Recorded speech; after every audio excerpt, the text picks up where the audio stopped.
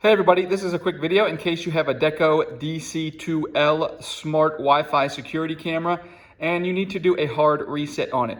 Now you might want to do this hard reset for one of two reasons.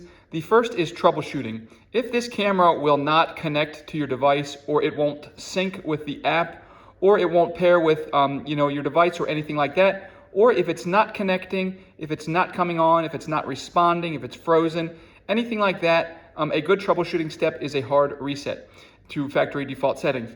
The other reason is if you want to set this camera up somewhere new on a new Wi-Fi network and everything like that, and you just want to get a fresh start, we can go ahead and do a hard reset and it will restore everything to the factory default settings like it's a new camera.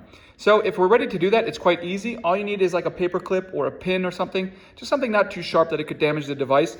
And then you just need to find the reset button, which is the lens. You'll need to turn the lens up. It's at the very bottom here, kind of hidden if it's when this lens is like this, just next to where you put the SD card in the very bottom. If you just press and hold that button for a couple seconds, that will reset it to its factory default settings.